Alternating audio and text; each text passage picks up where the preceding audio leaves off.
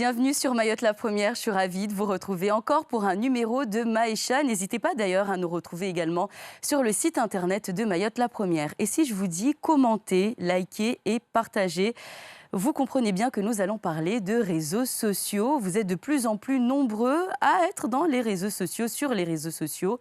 Vous y trouvez un petit peu de tout. Certains sont devenus célèbres grâce aux réseaux sociaux et d'autres, au contraire, ont eu une petite descente aux enfers sur les réseaux sociaux. En tout cas, nous allons en parler, mais surtout, la place de la femme sur les réseaux sociaux, comment devient ou comment elle est la femme mahoraise sur tous ces réseaux sociaux avec le petit oiseau ou encore le F, etc. Vous avez bien compris que je ne citerai pas de nom. J'ai avec moi toujours un très beau plateau aujourd'hui, encore plus joli, n'est-ce pas mesdames? Bien entouré avec vous Mariam Hassani, comment allez-vous? Bien, merci. Bonjour Yumna. Je suis ravie en tout cas de vous recevoir ici dans Maïcha. Merci pour cette invitation. Merci surtout de l'avoir accepté. Alors rapidement, vous êtes directrice des écoles et vous êtes aussi influenceuse sur les réseaux sociaux. Yes. N'est-ce pas? Et on vous reconnaît, on vous voit partout. Vous avez une chaîne YouTube, vous partagez des conseils, voilà, de couple, avec la belle famille, avec les amis. Vous partagez aussi des conseils beauté, comment s'entretenir, comment supporter le mari, enfin voilà, des petites choses comme ça de la femme qu'on peut retrouver régulièrement. Et vous partagez aussi vos petites photos régulièrement avec vos petits conseils, vos petites blagues. Ça se passe bien? Ça se passe bien. Comment va votre communauté? Elle va très bien.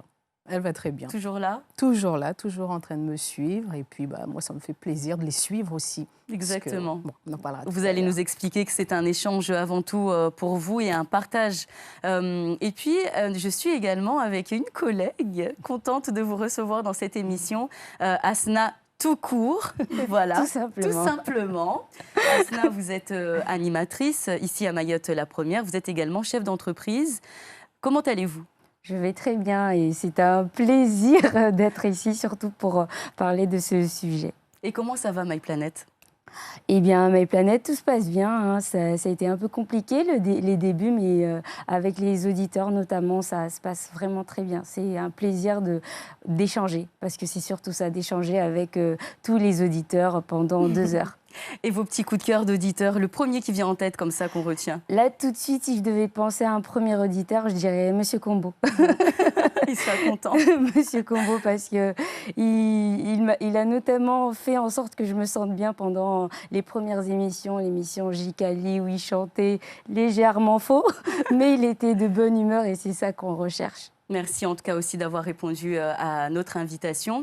On va échanger avec vous puisque vous, voilà, vous n'êtes pas très réseau. Pas très, mais malheureusement, je tiens à préciser malheureusement, je suis obligée d'y être parce que c'est aussi un moyen de communication, d'échange. Donc j'essaie de faire le strict minimum avec les réseaux. Voilà, on va en parler également tout à l'heure, on va rentrer dans les détails. Et puis, Combo, Abdallah Combo, notre sociologue, comment allez-vous? Toujours bien? Oui, ça va toujours bien. Et je suis contente que vous ayez accepté de nous suivre aussi dans ce thème très 2.0, n'est-ce pas? Il vous parle, les femmes sur les réseaux sociaux? Pas beaucoup pour moi, parce que moi-même, je ne suis pas très dans les réseaux sociaux. Mais aujourd'hui, on est au fait de la globalisation, de la mondialisation. Et on ne peut pas nier ce fait social qui est celui des réseaux sociaux. Et de toute façon, pour avoir une existence sociale aujourd'hui, il faut y être. Exactement. Qu'est-ce que vous aimez, vous, Mariam, sur les réseaux sociaux? Est-ce que vous en avez un en particulier déjà que vous appréciez? Alors, c'est vrai. Je ne suis pas partout sur les réseaux. Je suis sur Facebook. J'avais créé un compte Insta. Mais franchement, c'est très compliqué pour moi d'aller ou sur Snap, ou sur LinkedIn, ou sur, je ne sais pas, TikTok, j'arrive pas. Donc, fidèle à moi-même, je reste sur un réseau social et je m'y sens bien dedans. Qu'est-ce que vous aimez d'ailleurs dedans? Je trouve ça drôle. Et ça me plaît parce qu'il y a beaucoup de choses qui se disent, effectivement, qui peuvent être néfastes, mais il y a beaucoup de choses qui sont très drôles, surtout dans les échanges avec les gens, quand on met un commentaire et derrière, quand on met un post, et derrière les commentaires que les gens laissent. J'avoue qu'il y a des choses, franchement, ça permet de sortir un peu de l'ordinaire et d'écouter et de sortir à un moment, de se dire « waouh, Ça, c'était bien, c'était rigolo, tu rigoles toute seule. Dommage, tu es dans le virtuel, mais c'est quand même marrant. Après, il y a tout ce côté échange relationnel. Donc vous, c'est plus le retour en fait que vous donnent les personnes qui commentent après les posts, que vous aimez en fait, qui vous animent. Le retour, mais il n'y a pas que ça. Derrière ça, c'est beaucoup de partage avec des gens qui se confient à moi et de leurs histoires. Mes aventures, surtout dans leur couple, avec leur belle-mère, des jeunes filles qui veulent se suicider, des jeunes filles avec lesquelles qui veulent juste me voir pour discuter. Donc c'est cet échange-là qui est très enrichissant pour moi, et qui me permet de grandir aussi, qui me permet de transmettre à mes enfants aussi, parce que ce sont des histoires, c'est de l'expérience et que je transmets à mes enfants. Et le retour que je donne à ces personnes, juste quand ils me disent merci de m'avoir écouté. Donc ça, franchement, pour moi, c'est très riche. Il n'y a pas de prix, parce que s'il n'y avait pas les réseaux sociaux, peut-être que beaucoup de femmes se sentiraient très mal dans leur peau, alors que là, ils ont un support, quoi. Quelqu'un sur... Voilà. Alors, rapidement, vous fait réagir Combo. Pourquoi ces femmes-là ont cette facilité à se confier, à dire des choses qu'elles ne pourraient pas dire si elles étaient en tête-à-tête?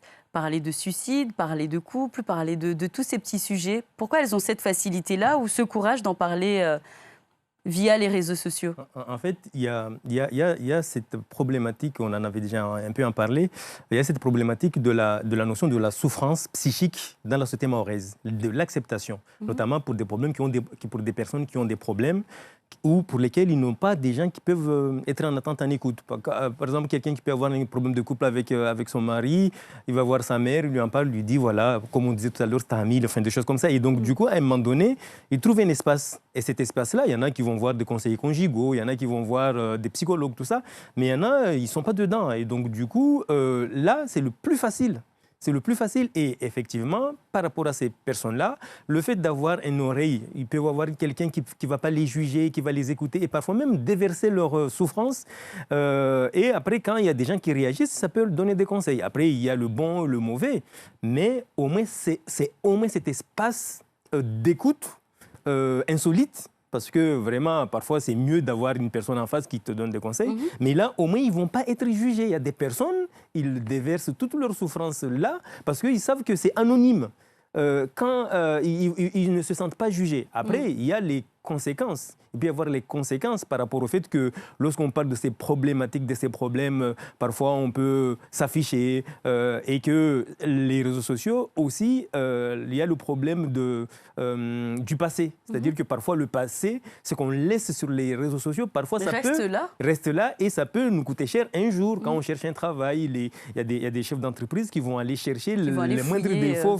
Voilà, et donc du coup, en fait, là, il faut faire attention. Donc le fait toujours, et je reviens souvent sur ce sujet-là, sur la question de l'éducation dans les familles, parce que de toute façon, au sein des familles actuelles, l'éducation à la communication nouvelle, il doit être fait, parce que nos enfants, là on l'a vu avec le coronavirus, nos enfants, ils ont fait l'école par l'informatique, par les réseaux. Les professeurs ont envoyé Donc, du coup, les parents doivent maîtriser les enfants. Et souvent, on laisse nos enfants, notamment quand on va au travail, sur les réseaux sociaux. Donc, il faut qu'on leur éduque les dangers aussi de les sensibiliser par rapport à ça. Donc, c'est un sujet qu'on ne peut pas fuir.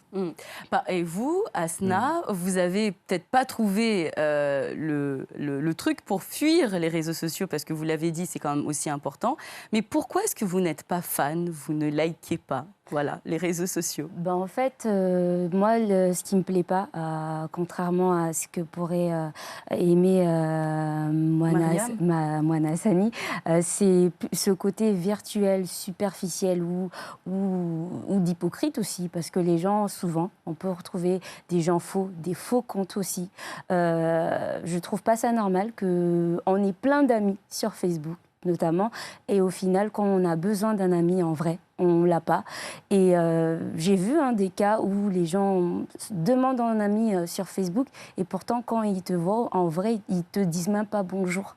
Donc c'est plutôt ce côté faux, vraiment virtuel, où on est à la maison, parce qu'elle le disait tout à l'heure, où on est à la maison, on rit tout seul devant un commentaire, mais au final, on est tout seul.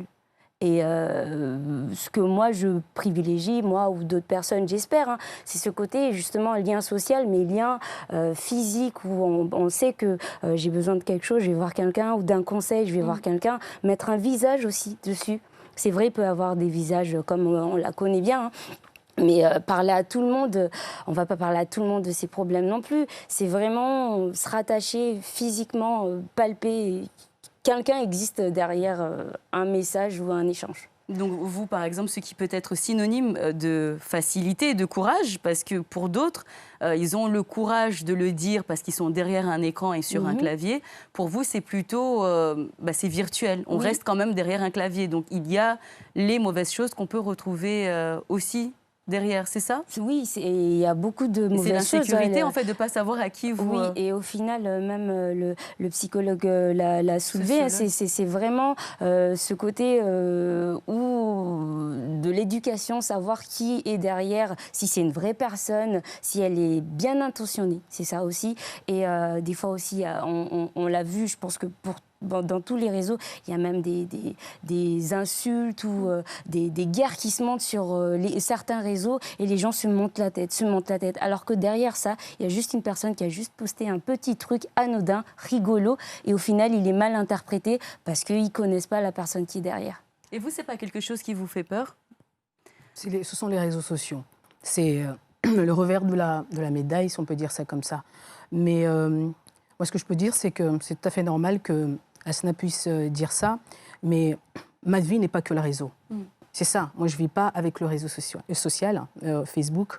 J'ai l'école où j'ai des contacts énormes avec les enfants, avec les parents. Et vous le partagez aussi souvent aussi sur votre page, donc on le voit régulièrement. Tout à fait. Et d'ailleurs, je voulais qu'on partage ensuite les limites des réseaux, parce que vous le dites à peu près, c'est bon pour travailler, etc. Mais il y a des limites.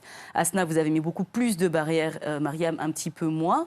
On le voit souvent sur votre page, vous partagez que ce soit votre travail avec les enfants, le partage, l'échange que vous avez avec les parents. On vous voit régulièrement également parler de conseils.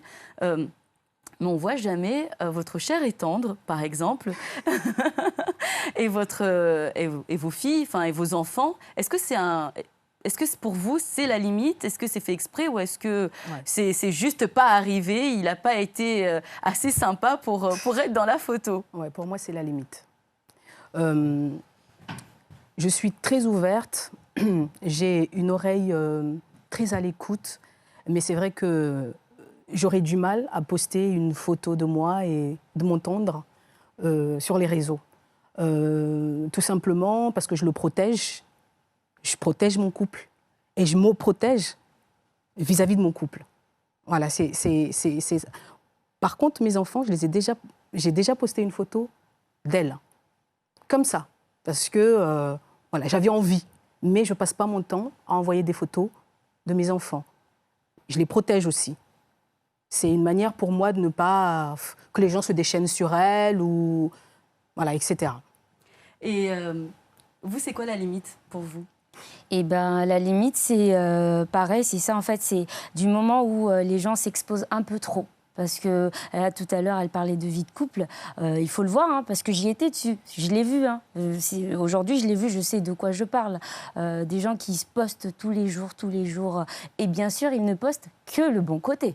Parce que les gens ne sont jamais fâchés. Les gens ne sont jamais moches sur les réseaux. Les gens ne sont... Voilà, c'est vraiment ce faux bon côté que l'on montre, qui est au final faux et que les gens ne savent pas. Ou au contraire, les gens savent que c'est faux, mais elle nous ment. Elle dit que tout va bien, tout est heureux, elle est belle sans maquillage ou autre. C'est pas ça le problème. Mais la limite, je pense qu'elle a très bien compris, c'est de trop s'exposer. C'est exposer sa vie de famille, s'exposer soi-même, exposer sa vie de couple. Et il y a des limites que certains ont peut-être trop élargies pour ma part. Alors, est-ce que pour vous, il y a quelque chose qu'on voit régulièrement, c'est des directs pour tout? Il y a des femmes, puisqu'on est dans un sujet dans une émission de femmes, donc je suis désolée mesdames, on parle beaucoup de vous. Il y a beaucoup de femmes qui font des directs pour tout, voilà, et beaucoup malheureusement pour régler des comptes. Qu'est-ce que vous en pensez, vous? Est-ce que, justement, pour vous, Mariam, vous pensez que c'est du courage? C'est cette facilité parce qu'il faut quand même en parler, il faut le dire. Ben, ça ne va pas, je fais un direct pour en parler. Ou est-ce qu'au contraire, vous pensez que ce n'est pas normal, toutes les deux, Asna et Mariam? Honnêtement, les directs, déjà, il faut avoir le temps. Parce que moi, déjà, rien on parle bien sûr des directs où des femmes en profitent pour insulter d'autres femmes. Déjà, les directs, il faut avoir le temps de les faire. Parce que c'est une organisation, voilà, tu motives tout le monde pour venir t'écouter. Déjà, avec le peu que je fais, je n'ai pas le temps.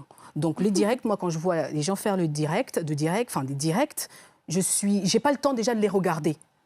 Du coup, je me pose toujours la question comment ils font.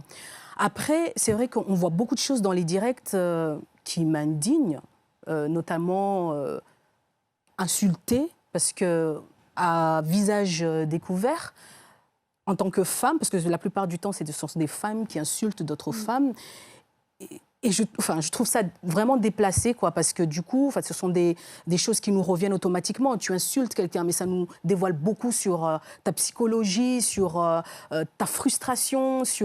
Donc c'est quand même... La limite, elle est quand même assez franchie pour les personnes qui font des directs juste pour insulter. À mon avis, bon, je ne veux pas, excusez-moi les filles, mais bon, je pense que vous en y un tout petit peu, pas beaucoup, vraiment un tout petit peu. Il y a autre chose à faire. Il y a autre chose à faire. Il faut le dire. Et puis, il y en a qui font des directs parce que c'est ce qui marche dans leur page, tout simplement. C'est parce qu'à un moment donné, à un temps, enfin une heure précise, il y a beaucoup de gens qui se connectent dans leur page et qui aiment ça. Parce que quand on regarde les statistiques de chacun dans les pages, tu verras que, par exemple, dans mes pages, ma page, les gens aiment les photos. Sur d'autres, les gens aiment les directs. Donc, si sur sa page, les gens aiment les directs, elle va donner du direct. Donc, et il y en a qui gagnent leur vie grâce à ces directs. Donc voilà, on peut comprendre, mais en même temps, quand c'est très très mal utilisé, ça a une très mauvaise influence vis-à-vis des jeunes qui regardent, qui écoutent. Et puis, c'est l'image aussi qui nous est renvoyée directement, quoi, qui ne nous donne pas forcément une très très belle image. Et si on vous proposait un jour, justement, de ne faire que ça, de vivre, de gagner votre vie via les réseaux? Je refuserais concrètement. Franchement, même pour 1 milliard. Parce que elle a notamment c'est vraiment parlé... le côté irréversible, en fait, qui vous... Oui, parce que tout à l'heure, elle a parlé un peu de ces femmes, de pudeur et autre chose. Après, c'est en fonction de la valeur qu'on se donne à soi-même, hein, parce que ça peut être un métier comme une vocation, influenceuse, blogueuse, mais tout le monde n'est pas influenceur, tout le monde n'est pas blogueur. Et si tout le monde se met à faire des directs ou juste pour prendre la parole, au final, je me demande, la personne qui est derrière, elle cherche quoi? Elle veut pas faire passer un message à quelqu'un. Parce que en général, c'est pour passer, en tout cas pour les règlements de compte, c'est pour passer un message à quelqu'un. Mais pourquoi au final, tu ne veux pas lui dire directement? Elle cherche l'aval de qui? Elle cherche le soutien de qui? C'est tout ça. En fait, la personne, au final, celle qui veut, on parle bien de celle qui veut régler ses comptes, au final, c'est elle qui se sent pas bien. Parce que pour aller devant son ordinateur et faire, se mettre comme ça, elle parle à l'écran juste pour avoir des likes ou autre chose. Je sais pas, pour moi, c'est qu'elle a un souci plus profond. Vous en pensez quoi, Combo? En fait, déjà une chose, c'est que dans la société mahoraise, déjà, il y a beaucoup de... En fait, ce n'est que le reflet, parfois, de la société mahoraise, parce que de certaines pratiques de la société mahoraise, les hari-hari, les Conro, enfin voilà, donc souvent dans les villages déjà, lorsqu'il y avait des gens, les filles avaient des conflits entre eux, ils se trouvaient, s'arrachaient les cheveux ou des choses comme ça. Donc du coup, après maintenant, il y a un moyen plus facile de pouvoir le faire. Maintenant, il y avait plusieurs moyens, notamment quand il y avait quelque chose dans le village, l'ongoma, on faisait l'ongoma pour pouvoir donner l'information, des choses comme ça. Donc en général, même à l'époque, quand il n'y avait pas les voitures, il y a quelque chose qui se passe en Samboro était au sud, au nord, tout ça. Donc du coup, il y avait cet aspect communication qui était assez développé déjà dans nos canaux traditionnels ici à Mayotte. Mais par rapport à ce que j'entends, c'est surtout la question de la souffrance et du bien-être, souvent, qui se pose. Parce que souvent, deux personnes qui se disputent, deux filles qui se disputent, ils se disputent pour qui? Parfois pour un homme. Et est-ce que vraiment, pour eux, c'est quelque chose de valorisant d'aller s'insulter sur les réseaux sociaux à cause de, parfois, quelqu'un peut-être qui n'a pas de la considération sur eux. Donc, du coup, je pense que parfois, peut-être les messages, notamment de ceux qui influencent, c'est de pouvoir vraiment accompagner les autres, de pouvoir avoir une estime de soi, de soi-même, de développer peut-être d'autres compétences qui leur permettront de réussir leur vie autrement que de se dévaloriser devant des réseaux sociaux, quoi. Il y a tout ce travail-là à faire pour que les uns et les autres, les gens qui sont dans ces situations-là, puissent être bien dans leur peau. Parce que c'est ce mal-être parfois qui pousse des gens à pouvoir faire des choses qui les dévalorisent et qui ne se rendent même pas compte qu'ils sont en train de se ridiculiser. Et d'où l'importance justement de poser ces limites, encore une fois. Bon, on va pas partager, je vais pas donner d'avis, mais c'est vrai que à la base, ça a été fait avant tout pour pouvoir échanger, se retrouver, retrouver des amis, etc. C'était ce qui était fait à la base, et je pense que ça a beaucoup marché. C'est pour ça qu'on a vu Asna qui était beaucoup, et puis après, il y a eu ce nouveau phénomène où on en profite un petit peu pour s'insulter. Malheureusement, il y a des vies qui ont été détruites. C'est vrai qu'on en parle, on en rigole beaucoup, mais ailleurs, il y a eu des suicides à cause des réseaux sociaux, il y a eu des jeunes qui vont plus à l'école à cause de tout ça, des couples aussi divorcés. Donc, encore une fois, peut-être je vous rejoins un petit peu tous, c'est l'éducation et ce qu'on dit aux jeunes. Si je commence par vous, qu'est-ce que vous pouvez dire à la génération qui nous écoute aujourd'hui pour ne pas refaire les mêmes erreurs ou pour mieux appréhender ce nouveau moyen de communication ? Déjà, de ne pas grandir avec ce moyen de communication. Très difficile. Parce qu'il y en a d'autres. Il y a les échanges physiques avec nos amis, nos vrais amis. Parce que déjà, même dans la vraie vie, c'est difficile d'en avoir. Vous imaginez si on va chercher des amis virtuels.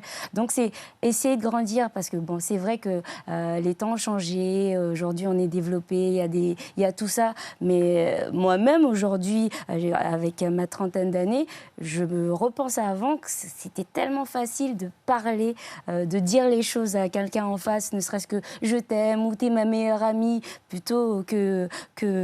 Donc c'est vraiment essayer de grandir, ne pas donner des accès à des jeunes trop tôt, d'aller sur ce qu'on a dit, Instagram ou je sais pas quoi. Et au final, si ils y vont, parce que je vois, rien qu'hier, je regardais une fille qui a une dizaine d'années. Elle poste tous les jours des vidéos où elle danse parce qu'elle a envie d'en faire son métier. C'est un tout nouveau réseau social. Ça c'est autre chose. Je ne pense pas qu'elle passe sa vie, mais c'est ceux qui restent H24 parce qu'ils ont le temps, déjà, parce qu'ils ont le temps. Non, c'est pas pour dire, c'est pour revenir sur ce qu'elle a dit, qu'il faut avoir le temps parce qu'ils ont le temps ou au final parce qu'ils n'ont rien d'autre à faire alors qu'il y a plein de trucs à faire. Il y a un truc qui me sidère, c'est quand je vais au restaurant, je pense qu'on l'a déjà tous vu, et qu'on voit un couple, parce que souvent ce sont des couples, au lieu de se parler, chacun est sur son téléphone à discuter avec d'autres personnes sur Facebook. Pourquoi ils sont sortis au final? Pour se dire, bon, on va faire un truc en couple. Mais je me dis, mais ils sont sortis pourquoi? Et cet échange physique... Les gens peuvent faire des économies de restaurant. Oui, déjà on perd trop ce moyen. Et c'est vrai que aujourd'hui, on n'a plus le même rythme de vie. Certains travaillent beaucoup, des horaires différents. Donc, on a du mal à se retrouver physiquement. C'est vrai. Mais ne pas leur apprendre direct que c'est le moyen. Va sur Facebook, tu l'auras. C'est pas le premier. C'est pas le premier en tout cas. Mariam, je sais que pour vous, l'éducation, c'est quelque chose de très, très, très important. Rapidement, en quelques minutes, parce que l'émission est finie déjà. Qu'est-ce que vous dites par rapport aux plus jeunes, un message? Et ce que vous faites surtout? Qui reste plutôt sur la visibilité. S'ils font quelque chose, c'est un très bon moyen de se faire voir. La notoriété qui peut être un exemple après pour les autres. L'inspiration, c'est très important. Et puis, qu'est-ce que je dirais? Le respect de soi. Il reste juste pour ça. Le réseau social est un outil incroyable pour se développer. En option, je parle juste d'une option. C'est une option pour se développer, qui participe à notre développement. Parce que moi, j'imagine que dans quelques années, je ne sais pas moi, dans 20, 30 ans, mes enfants qui seront mariés auront besoin, et peut-être que les réseaux auront changé, peut-être que ça sera encore plus performant. Donc ils auront besoin de ces réseaux-là et qu'ils auraient besoin automatiquement que leurs enfants aussi soient dedans. Donc il ne faut pas totalement les bannir, on en a besoin et peut-être que la vie va finir comme ça et peut-être qu'on ne va même pas pouvoir les maîtriser. Donc il faut le connaître, mais rester dans ce qui est essentiel. C'est comme le chocolat, c'est à petite dose, quoi. Comme tout au final. Merci. C'est comme l'entrecôte. Aussi. Voilà, bon, bah, chacun. On va rester sur le chocolat et ça se voit. Bon, en tout cas, c'est ainsi que nous allons terminer cette émission. Merci beaucoup de nous avoir partagé un petit peu cet univers. On a compris, on ne vous a pas convaincu, Asna. Après, moi, j'y suis. À l'heure actuelle, j'y suis, mais vraiment à petite dose. C'est vraiment pour discuter ou quand je vois que j'appelle quelqu'un, au final, quand je l'appelle via un réseau, il répond. Bon, ça marche. Merci beaucoup, mesdames. Mariam, on vous retrouve sur votre chaîne YouTube. On vous retrouve également sur votre page. Mariam, Mona Hassani, tout simplement. Et vous, Asna, on vous écoute tous les jours du lundi au vendredi sur Mayotte la Première à partir de 17h dans My Planet aussi, où on retrouve aussi des thèmes comme celui-ci. Voilà. Exactement. Merci encore une fois. Et vous, Abdallah Combo, on vous retrouve chez nous sur Mayotte la Première. À très vite. Merci également d'avoir suivi votre émission Maïcha. J'espère qu'on vous a apporté quelque chose aujourd'hui, en tout cas dans votre vie. On retient que c'est bien pour se faire connaître, pour se connaître et se retrouver. Mais faites attention, surtout pour les enfants. Et c'est à petite dose. Proposez-nous vos thèmes dans Maïcha sur maïcha@francetv.fr. On se retrouve très vite et à bientôt.